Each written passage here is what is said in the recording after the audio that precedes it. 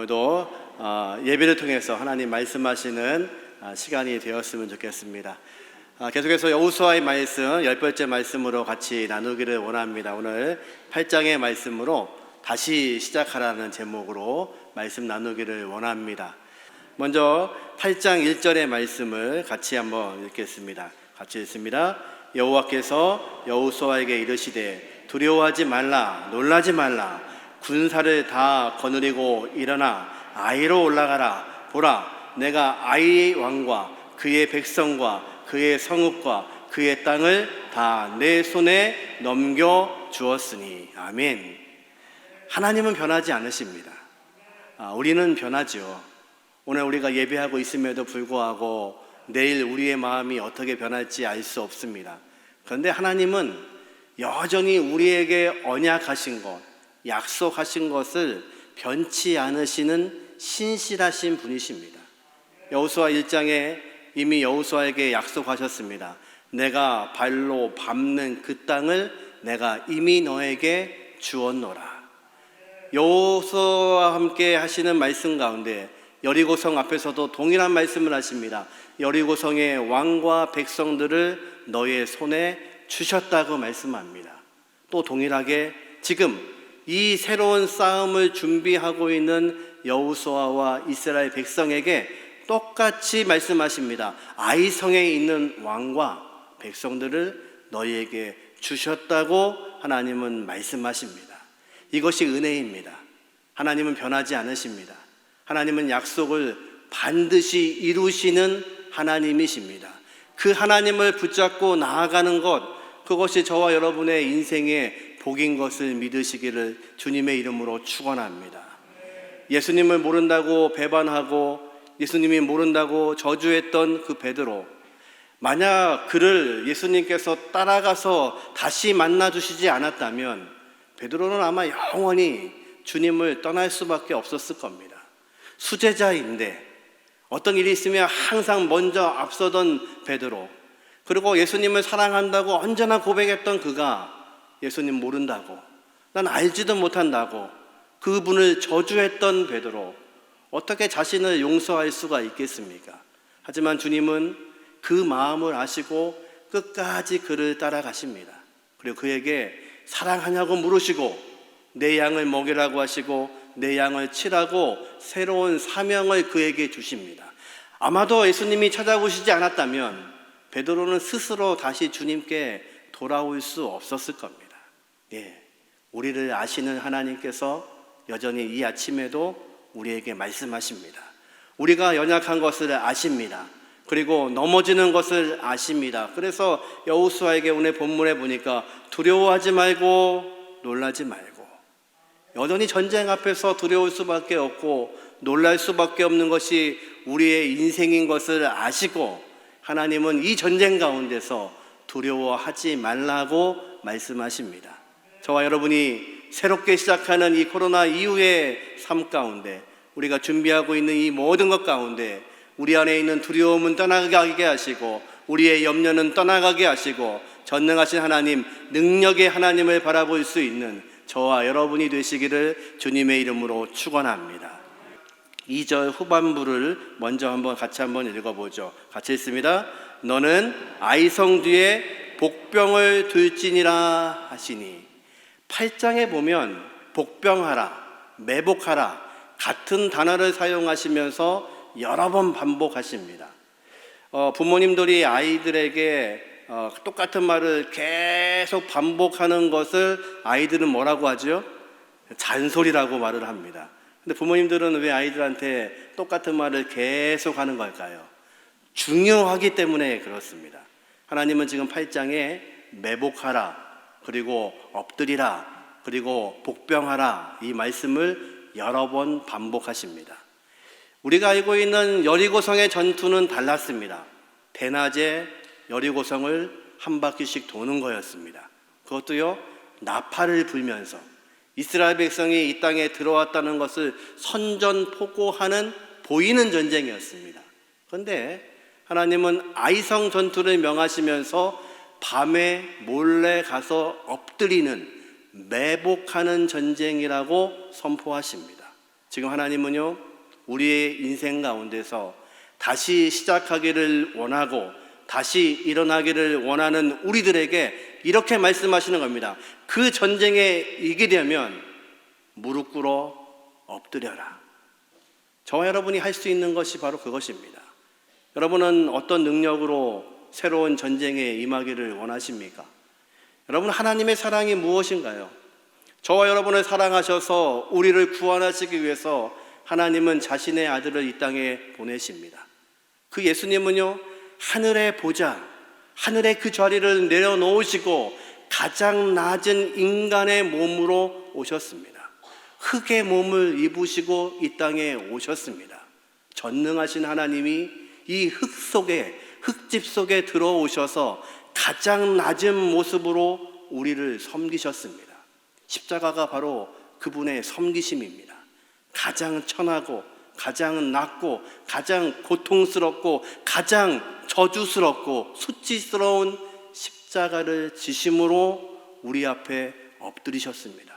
그것으로 저와 여러분은 구원받을 수 있었습니다. 지금 하나님은 이스라엘 백성에게, 여호수아에게 그것을 명령하시는 겁니다. 이것을 가장 잘했던 사람이 여호수아입니다.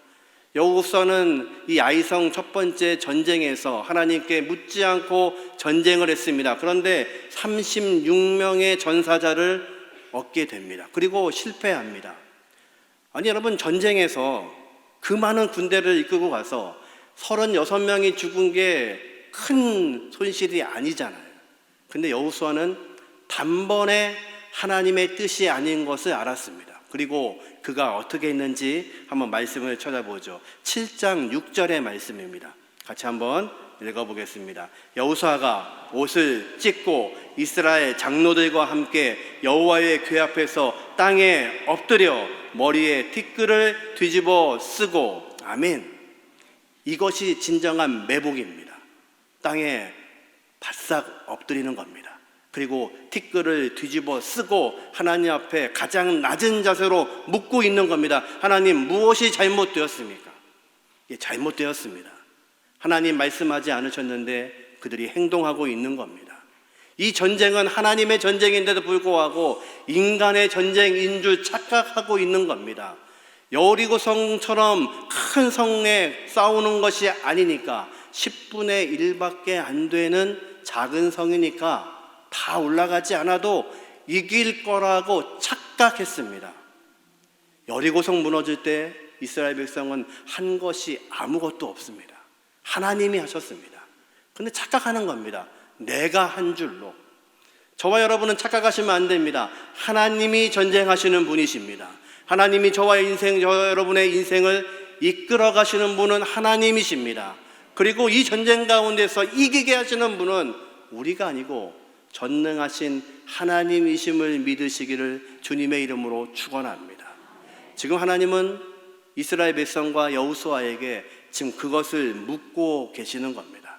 너희가 이 전쟁에 승리하려면, 이 전쟁은 밤에 가서 매복하고 엎드리고 땅바닥에 가장 낮은 자세로 엎드리는 것, 그것이 이길 수 있는 방법이라고 우리에게 가르쳐 주십니다. 여러분, 우리가 하나님 앞에 엎드릴 때 어떤 일이 벌어질까요? 엎드린다는 것은 나는 도저히 할 수 없다는 것을 말하는 겁니다. 하나님, 나는 할 수 없습니다. 이 코로나 이후에 다시 회복하는 것, 우리의 삶, 우리의 일터, 우리의 가정 다시 회복하는 것, 내 힘으로는 가능하지 않습니다. 그래서 저는 지금 엎드릴 수밖에 없습니다. 내 힘으로 하는 전쟁이 아닌 것을 압니다. 하나님이 전쟁하시는 분이신 것을 내가 압니다. 그러기에 나는 엎드릴 수밖에 없습니다. 우리가 엎드리는 그 순간에 어떤 일이 벌어지나요? 전능하신 하나님이 일하시기 시작하십니다. 내 손이 아니라 전능하신 하나님의 손이 움직이기 시작합니다. 그러기에 이스라엘 백성은 지금 엎드려야 됩니다. 매복해야 됩니다. 그래서 내 방법이 아닌 하나님의 방법이 움직일 수 있도록 해야 됩니다. 히틀러는 이런 말을 했습니다. 전쟁에서 이기는 가장 좋은 방식은 공포와 힘으로 밀어붙이는 거다. 그래서 적들이 이성을 잃어버리게 하는 것이 가장 좋은 방법이다. 그러나 하나님의 전쟁은 그렇지 않습니다. 하나님의 전쟁은 사랑의 전쟁입니다. 무릎 꿇는 겁니다. 그리고 엎드리는 것입니다. 그래서 하나님이 하실 수 있도록 하는 것, 나는 할 수 없음을 고백하는 것, 그것이 바로 새로운 전쟁에서 승리하게 하시는 하나님의 방법인 것을 믿으시기를 주님의 이름으로 축원합니다. 오늘 본문 8장 2절을 같이 한번 읽어보죠.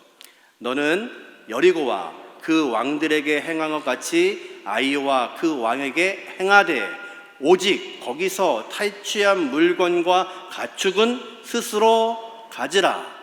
뭐가 바뀌었나요?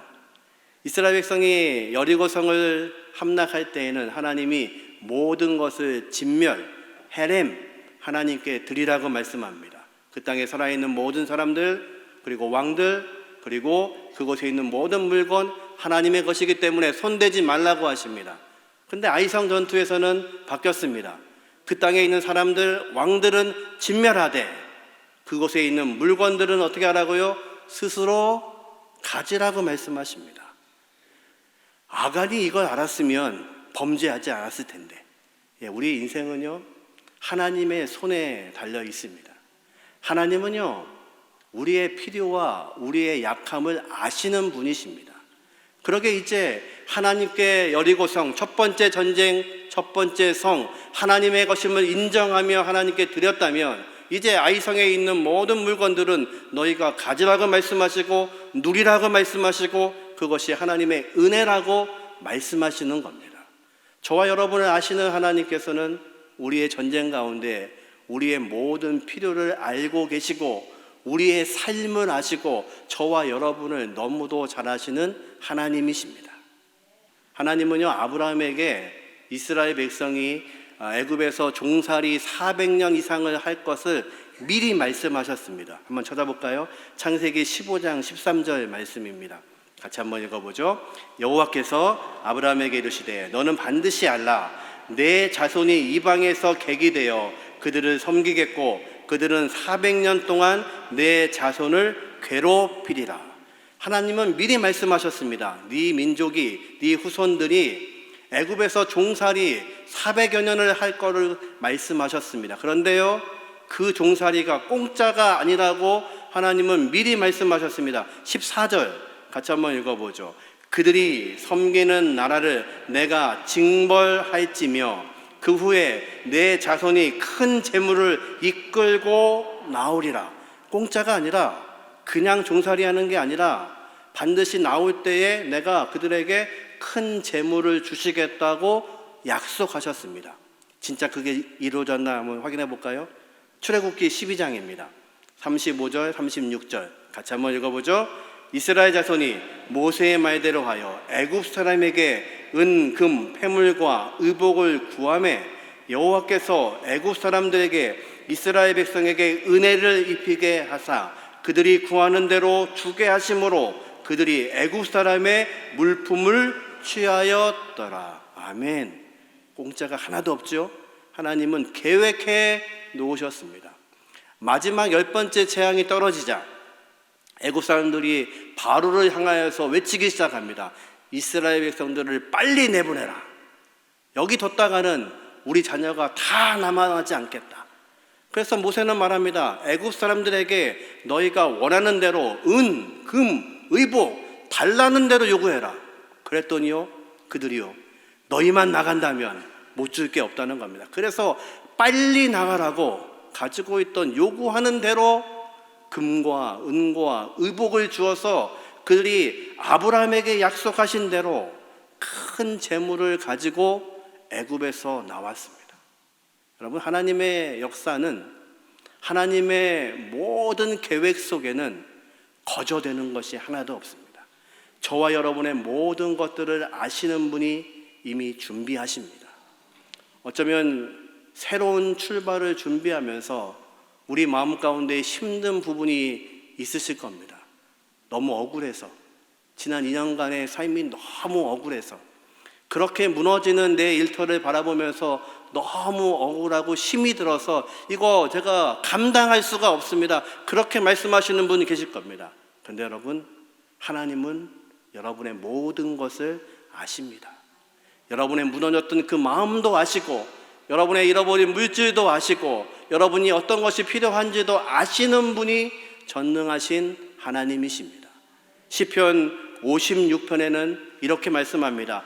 우리의 유리함을, 우리가 방황하는 것을 하나님이 계수하고 계시답니다. 우리가 방황하는 날짜가 얼마나 되는지, 어떤 고생을 하고 있는지 그 숫자를 하나님이 손꼽아서 계수하십니다. 뿐만 아니라 우리의 눈물을 당신의 유리병에 담으시는 분이 하나님이시라고 말씀합니다. 우리의 눈물을 아십니다. 그리고 그것을 기억하시기 위해서 하나님은 당신의 유리병에 우리의 눈물을 담아 놓으시는 분이십니다. 우리가 무엇이 필요한지, 무엇으로 다시 시작해야 되는지를 아시는 전능하신 하나님, 그 하나님이 저와 여러분에게 이 아침에도 은혜의 하나님이신 것을 믿으시기를 주님의 이름으로 축원합니다. 그러기에 이것이 은혜입니다. 여리고성의 모든 것들은 하나님께 바치지만 아이성의 것들은 너희가 취하여라. 너희의 필요대로 취하여라. 너희가 필요한 것이 무엇인지 내가 안다. 그리고 너희와 함께하는 전능하신 하나님, 능력의 하나님이 너희와 함께하고 있음을 믿으라고 말씀하십니다. 저와 여러분은 새로운 출발점에 서 있습니다. 여러분 두려우십니까? 여호수아는 두려워하고 있기 때문에 하나님은 두려워 말라고 말씀하는 겁니다. 염려하고 있기 때문에 염려하지 말라고 위로하시는 겁니다. 그리고 우리의 인생의 모든 것을 아시는 하나님, 우리의 필요를 아시는 하나님께서 저와 여러분을 이 한 해에도 인도해 가시기를, 이 코로나의 후에도 하나님이 함께 하시는 하나님의 놀라우신 은혜를 경험하시기를 주님의 이름으로 축원합니다. 우리가 말씀을 같이 나눴던 것처럼 이스라엘 백성에게는 두 가지 기념비 돌무덤이 있는 것을 기억합니다. 첫 번째 돌무덤은 요단강을 건널 때에 주신 은혜입니다. 길갈에 세웠습니다. 그리고 후손들이 이것이 무엇이냐고 물으면 이렇게 말하라고 하십니다. 우리는 애굽에 종살이 하던 백성인데 하나님이 놀랍게도 요단강을 마른 땅으로 건너게 하시고, 이 돌들은 요단 강바닥에 있던 돌들인데 우리가 취해서 이곳에 쌓아놨고 이제는 하나님의 백성으로 이 가나안 땅 하나님이 주셨다고 증거하라고 말씀합니다. 그 기념비는 은혜의 기념비입니다. 또 하나의 돌무덤이 있습니다. 아간이 범죄함으로 하나님의 것에 손댄 것 때문에 여리고성의 전투 가운데 모든 것이 하나님의 것임에도 불구하고 그들이 손대고 있었기 때문에, 왜 안 그랬겠습니까? 40년 동안 광야에 살았습니다. 하나님은 그 의복이 해지지 않고 그의 발이 부르트지 않게 인도하셨지만 한 번도 입어보지 않은 아름다운 의복들이 널져 있자 아간은 눈이 간 겁니다. 그리고 손이 간 겁니다. 그 의복이 탐스러운 겁니다. 우리의 문제도 동일합니다. 지난 2년 동안 무너졌던 모든 것들을 바라보면서 우리 눈에 들어오는 것들이 너무도 귀하고 소중해 보일 수 있습니다. 그러나 하나님은 두 개의 돌무덤을 쌓아놓고 물으시는 겁니다.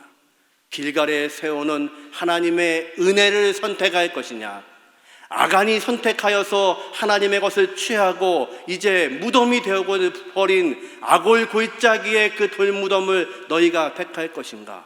선택하라고 말씀하십니다. 여러분, 다시 출발하기 위해서는 하나님의 은혜를 바라보셔야 됩니다. 하나님은 저와 여러분의 필요와 문제를 아시고 이 아침에도 말씀하시고, 그리고 순종하는 하나님의 백성들에게 그것들을 허락하시겠다고 약속하시는, 언약하시는 분이 저와 여러분의 하나님이신 것을 믿으시기를 주님의 이름으로 축원합니다. 이제 이스라엘 백성들은 이 하나님의 말씀에 따라서 두 번째 아이성 전투에 이렇게 임하고 있습니다. 18절 말씀 같이 한번 읽어보죠. 여호와께서 여호수아에게 이르시되 내 손에 잡은 단창을 들어 아이를 가르치라. 내가 이 성읍을 내 손에 넘겨주리라. 여호수아가 그의 손에 잡은 단창을 들어 그 성읍을 가르치니 그랬더니 어떤 일이 벌어집니까? 19절 같이 읽습니다. 그의 손을 드는 순간에 복병이 그들의 자리에서 급히 일어나 성읍으로 달려 들어가서 점령하고 곧 성읍에 불을 놓았더라. 아멘. 지금 이스라엘 백성은 누구의 명령을 따르고 있습니까? 여호와 하나님의 명령을 따라서 여호수아가 순종하고 있습니다. 내 손에 들어있는 단창을 들어라. 여호수아가 그 단창을 들자 그것이 신호가 되어서 복병하여 있던, 엎드려 있던 군대들이 그 단창을 보고 동시에 일어납니다. 그리고 아이성을 향하여서 쳐들어갑니다. 그리고 아이성을 하나님의 말씀대로 하나님의 성이 되게 만듭니다. 여러분, 이 전쟁은 우리의 전쟁이 아닙니다. 하나님이 하시는 전쟁입니다. 여호수아가 단창을 들고 있는 것처럼 모세가 그의 지팡이를 들었을 때 홍해가 갈라졌던 것을 우리가 압니다. 아말렉과의 전쟁에서 도저히 이길 수 없는 그 전쟁에서 저 산 위에서 모세는 지팡이를 든 손을 들고 있고 그것을 들면, 손을 들면 땅 아래에서는 이스라엘 백성이 승리하고 그 손이 내려오면 아말렉이 승리했던 그 전쟁, 그것을 통해서 하나님은 계속해서 이 전쟁이, 우리의 인생 가운데 있는 이 모든 전쟁이 내 힘으로 되는 것이 아니라 하나님의 능력으로 되는 것임을 말씀하고 계시는 겁니다. 여러분, 우리가 손에 들고 외칠 수 있는 게 어떤 무기가 있을까요? 우리의 손에 들 수 있는 것은 단 하나입니다. 주님이 우리에게 허락하신 그 십자가입니다. 그 십자가만이 우리는 세상을 이길 수 있습니다. 우리의 지혜로 전쟁할 수 없습니다. 우리는 바로 주님과 함께 그 십자가에 못 박혔다고 고백하는 그리스도인 하나님의 백성입니다. 하나님의 백성은 무엇을 자랑하냐면 다른 것을 자랑하지 않고 내 능력을 자랑하고 내 힘을 자랑하는 것이 아니라 오로지 주님의 십자가만을 자랑하는 사람들입니다. 사도 바울은 고린도전서 1장에 이렇게 고백합니다. 22절부터 24절 말씀을 같이 읽고 마치겠습니다. 같이 읽습니다. 유대인은 표적을 구하고 헬라인은 지혜를 찾으나 우리는 십자가에 못 박힌 그리스도를 전하니 유대인에게는 거리끼는 것이요 이방인에게는 미련한 것이로되 오직 부르심을 받은 자들에게는 유대인이나 헬라인이나 그리스도는 하나님의 능력이요 하나님의 지혜니라. 아멘. 우리가 자랑할 수 있는 것은 바로 십자가입니다.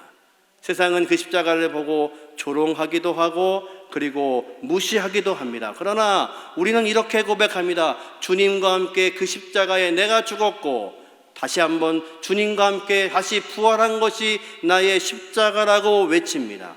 그렇게 세상을 이길 수 있는 유일한 방법은, 우리가 들 수 있는 유일한 무기는 지금 여호수아가 들고 있는 것처럼, 단창을 들고 있는 것처럼, 모세가 하나님 허락하신 그 지팡이를 들고 있는 것처럼 세상이 볼 때 아무것도 아닌 무기인 것 같지만 하나님은 그 모습을 통하여서 순종하는 백성들을 통하여서 인도하시고 역사하시고 힘주시는 분이 하나님이신 것을 믿으시기를 주님의 이름으로 축원합니다.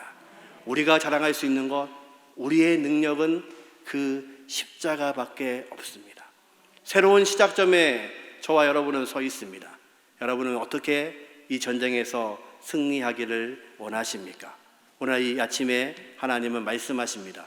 무릎 꿇어라, 엎드려라, 그리고 가장 낮은 모습으로 매복해라. 그리고 하나님이 베푸시는 은혜가 무엇인지를 생각해 봐라. 그리고 하나님이 말씀하시는 그 순간에 너의 십자가를 들고 세상을 향하여 달려가면 이제 전능하신 하나님이 그 일을 이루시겠다고 약속하십니다. 그 약속을 붙잡는 저와 여러분이 되시기를 주님의 이름으로 축원합니다.